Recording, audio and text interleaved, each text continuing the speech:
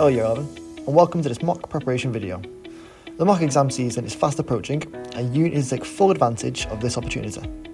This time of year can be very stressful and very scary for some students, but you will feel much more comfortable with a strong strategy in place. If you truly want to succeed, you must plan, prepare, and progress. So think about it this way. Imagine you were baking a cake for the very first time. You wouldn't just throw every ingredient into the bowl and just hope for the best. You'd follow a recipe, a step-by-step guide with precise measurements, timings, and temperatures so that everything comes out just right. In the same way, just imagine you was planning to go to a party. You'd want to know where it's being hosted, who you're going to arrive with, what you're going to wear, who's going to be there, is the person you fancy going to be there. All of these things are in your thought process to planning an event. It's exactly the same with revision. A strong plan is needed to get it right. It is a recipe for your success. When you create a revision timetable, you're not just writing in boxes on a calendar. You're building a structure to follow, a supportive regime of strong habits. Success comes from small steps done regularly, not just from one big panic at the end. Remember, little and often is better than everything all at once. I will explain both how to create a revision timetable, physically on paper and digitally. Making a revision timetable is easy. Start simple. Grab a blank piece of paper and create boxes from Monday to Sunday, all the way from now until the date of your last exam. If you've already got a pre-populated timetable calendar, that's fantastic. You can start there. Now, step 1, write in the dates of all of your mock exams, the evening ones and the morning ones. Step 2, in the blank spaces, now write in all of your commitments after and before school.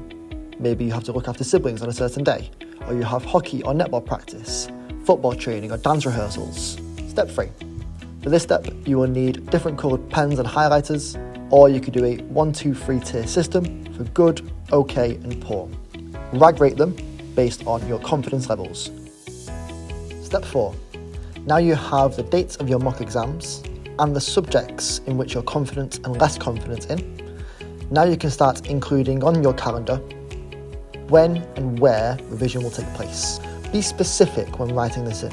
For example, on a Monday, don't just put maths.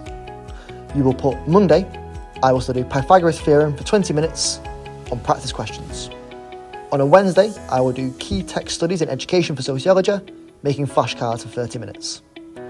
On a Friday, I will do ionic bonds for revision videos and note-taking for 30 minutes. And on a Sunday, I will mind map the characters, the quotes, scenes, and analysis of Inspector Calls for an hour. In 4 simple steps, you have made a completed, structured timetable.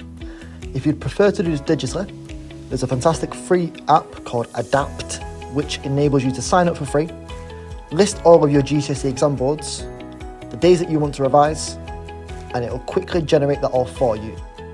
Remember, it's good to mix it up. Don't spend one night just on one subject and clog up your brain. Take breaks, go to a different topic, take your dog for a walk, FaceTime a friend, watch an episode of your favourite series. Give your brain a rest as well as time to revise. Staying up till 2 in the morning revising science for the next day because you've got a chemistry exam is not healthy. Reward yourself, get a plan in place, keep consistent.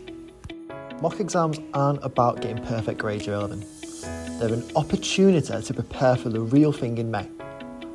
They're about learning what strategies work best for you, spotting the gaps in learning, and building the habits that do lead to success. So if something doesn't go perfectly, well that's fine. This is the whole point of the mocks, to address any issues. So build your plan, stick to it, stay positive, and remember, the time and effort you put in now will make the real thing feel much more familiar, not frightening. You've got this. Be prepared, be organised, believe in yourself. Thank you, and good luck.